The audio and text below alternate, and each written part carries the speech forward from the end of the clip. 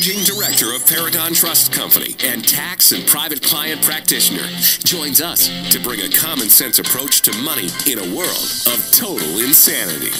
Let's welcome Tony D'Angelo. All right, so I've been waiting for about 5 days for Tony to unleash holy hell on everybody here today because I've been sort of back and forth with Tony for the past week, some emails and some info, and I'm like, wow, man, you've uncovered some incredible stuff. So first, Tony, thank you. I hope everybody's well.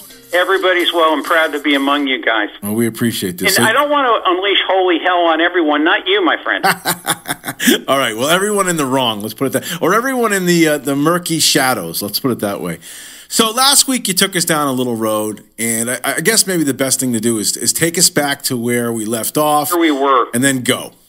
Well, we left off with Indra Nooyi and the sort of shadowy things about residents, and kind of brought me through a little journey as to, well, what is one's loyalty to the state if one stands in a position of, shall we say, fiduciary obligation, a stewardship to the state. And we have very loose rules in this state. Pretty much anybody, can be a legislator. And the other thing is, as we get into a Zoom world, where we really don't know where people are coming from, I think this is something we need to take a look at because there can be a lot of games playing. New York, interestingly enough, has a very strict residency requirement for being a legislator. I mean, because you're representing a place, you should belong to it. That, to me, makes, perfect common sense. But anyway, as I started to proceed from that and thinking about, okay, where do we go next? There were some discussions as to, we talked about in my head as to what can we, how can we make this more interesting and informative? Again, I try very hard to keep this to the green. And a couple of rumors started circulating around about the current governor and some of the financial dealings involving his spouse, Anne Lamont. And, it's my first inclination is, okay, I got 20 million other things, if there's any truth to it, I'll give it a look after dinner or something. And there are some very well-meaning people who are on social media plastering up SEC documents on Facebook and other media saying, this is terrible, look at what happened. And I'm not an SEC guy at all. I'm a tax trust and estates guy. But I started to noodle. I started to talk to my good pal, the economist Bob Swick, and because honestly, I needed his candle power on this as well. And it got so overwhelming, I had to assemble a timeline as to where we're at and why we're at. So here it goes. Take this back to 2014. There's a company called Core Informatics. And Core Informatics on the website, it provides innovative data management software to accelerate scientific discovery and collaboration. It's kind of fits the mold here. Right. There is they receive a $3 million loan from the state Department of Economic and Community Development under Malloy's First Five. And there is a gentleman who's the CEO. His name is Josh, if I'm pronouncing this right. I'm going to use the term Gabali. You may have heard the last name before. His mom is the head or former head of the Connecticut Voices for Children. We've talked about that on this broadcast. So, you kind of have this tight little island thing happening here. And the company does well. Come down to July 7th, 2015, and the dates here are significant. I'm not meaning to drive anybody crazy with it. Core Informatics gets staked a $17.5 million additional investment. I have documents on all of this. Again, this is kind of like low-hanging fruit. You could pluck an article, sort it, and when I put it into a timeline, and actually not looked at it in a silo, it became a lot more clear to me. Right. A $17.5 million additional investment by Oak Healthcare, Oak HCFT. This is a hedge investment fund which is run by Anne Lamont. Now, Annie is a partner of Oak. Now, by definition, Oak is now riding along. Investors come into things. They're not friend or foe. They're not Republican or Democrat. They want to make some money. Right. Okay. Right. Yep. So you take it down to March 2nd, 2017. Now, Core is taken out. As they say in the trade, they're bought out by a corporation, Thermo Fisher Scientific, and what's known as a bolt-on acquisition. And that's kind of like, think about when you were a kid and you had a Camaro and you wanted to put a spoiler on the back. Well, you bolted the whole thing on. It stayed intact. It got built onto something much bigger. The price now is $94 million. It's 5.5 times the original investment. What am I going to say? You can't stop somebody from being a good business person, and this is evidenced by an SEC document. Now, what I cannot ascertain is if there were additional investments by, shall we say, the acquired, the people that were taken out into Thermo Fisher. Typically in equities, people invest in stocks.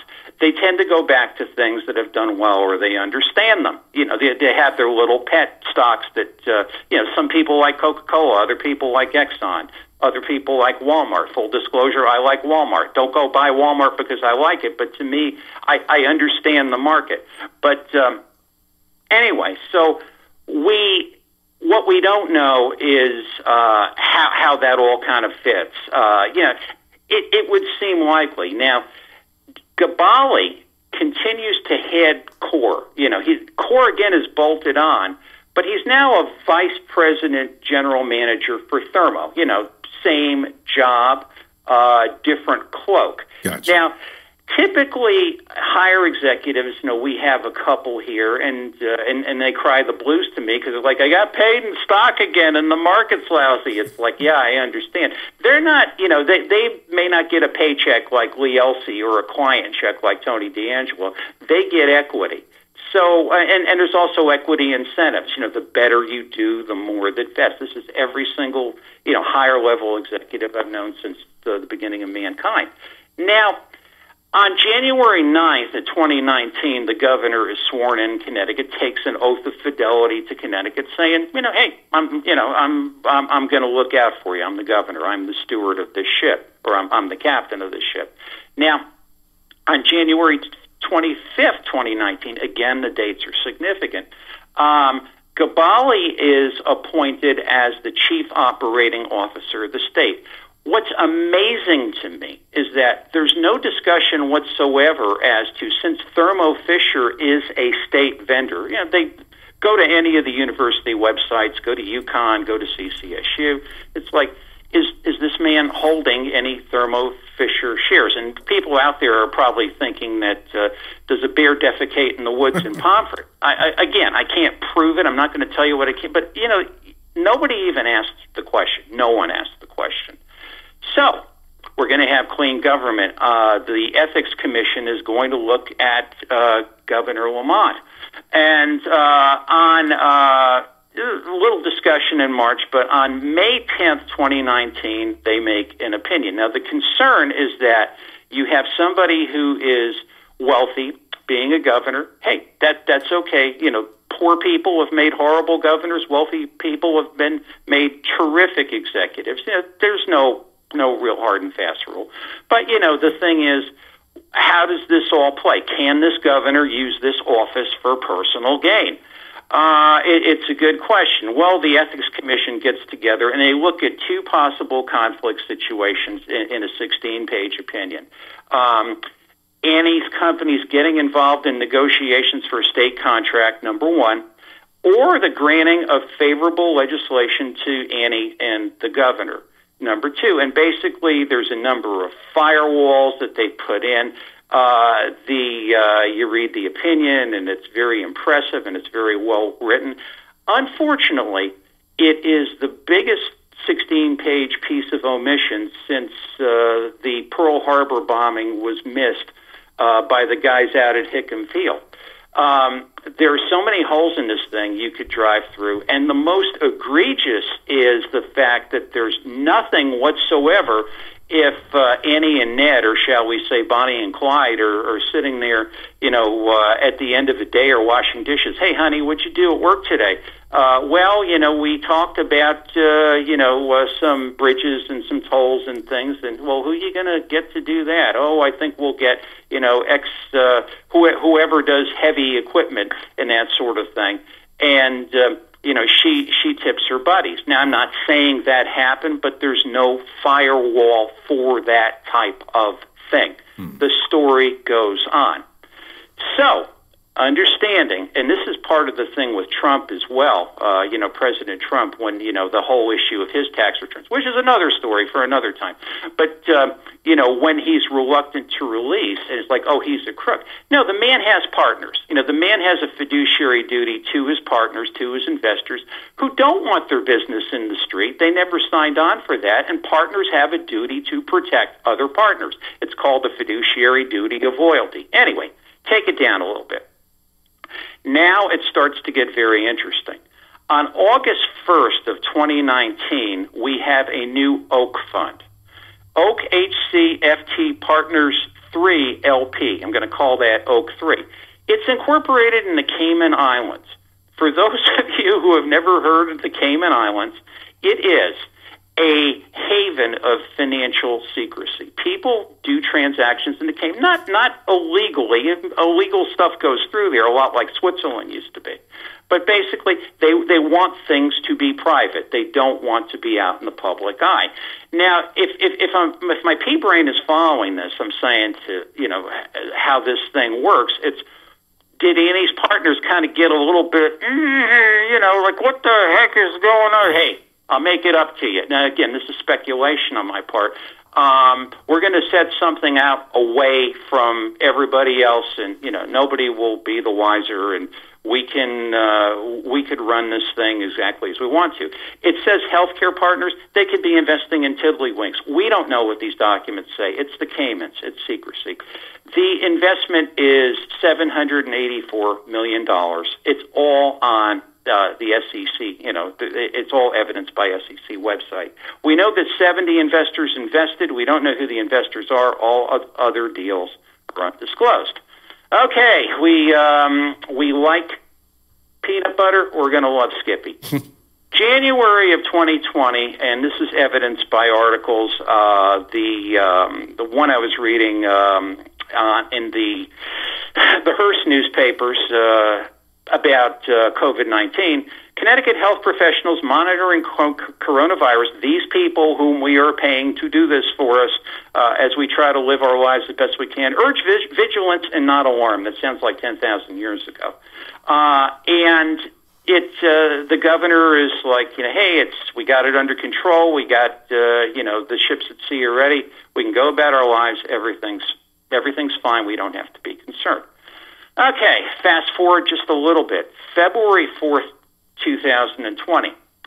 Oak, there are 3 Oak funds. Okay, there's Oak in Greenwich, there's Oak in Norwalk, and there's Oak in the Caymans. Oak in Norwalk invests $156 million in something called One Life Healthcare. That's the number one life healthcare. And it is a kiosk-based, walk-in kind of,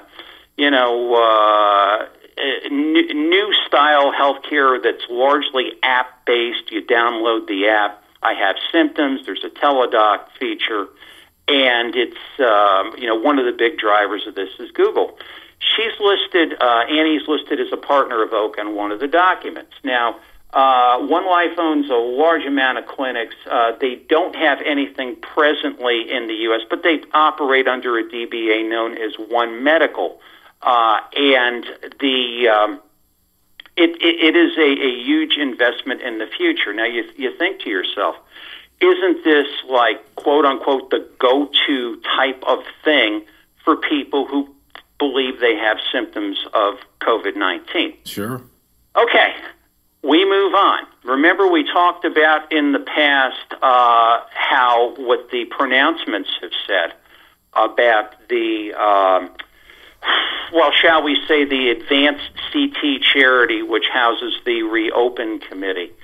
how this is, quote unquote, the same thing as the Connecticut Economic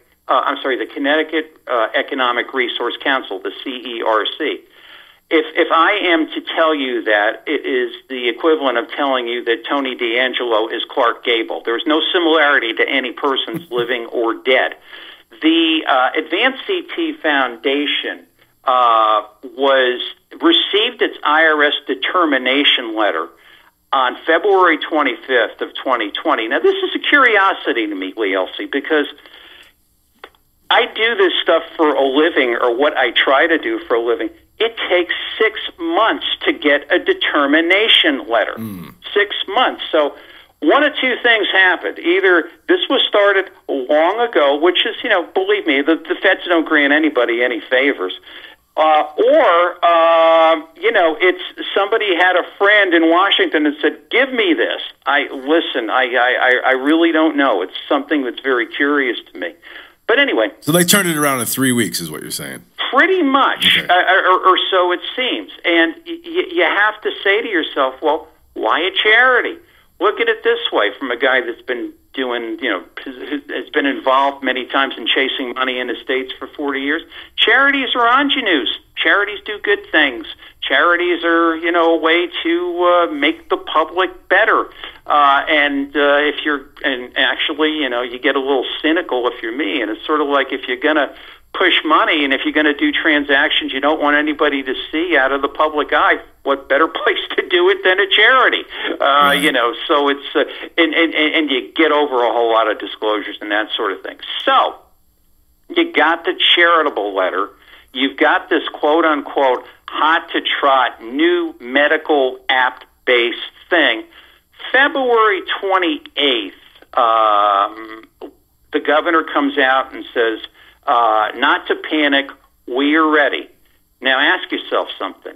In January, everything was cool. In February, he's ready. What is he ready with? He's got a charity to which he start to deal with people on a, whatever you want to call it, on sort of a covert basis, which is what he's been accused of. And he also begins to, shall we say, the One Life medicals here. Now, at the time, the One Life of the One Medical, and then this is an important aside. One Medical, which is the subsidiary of One Life, this is the go-to, or shall I say, the healthcare partner of the state of New York in COVID-19. It's right on the website. It's right there, and anybody could read it. And what they've done in Connecticut yet, Yale apparently has an app. They're not really saying what it is. Perhaps he didn't throw this thing right in Connecticut because he didn't want to make it too obvious. But alas, this is what happens. When you start to get piggy, there's an old term, pigs get slaughtered. And he started going around, I guess it was last week, talking about the fact that there aren't enough tests. There are not enough tests. The rocking horse winter. There must be more money. There must be more money. And then he said, I'm talking to Thermo Fisher about tests. Okay, red light. Who's holding Thermo Fisher stock right now? Is it Gabali? Is it Annie's Fund? Is it Annie's Fund in the Caymans?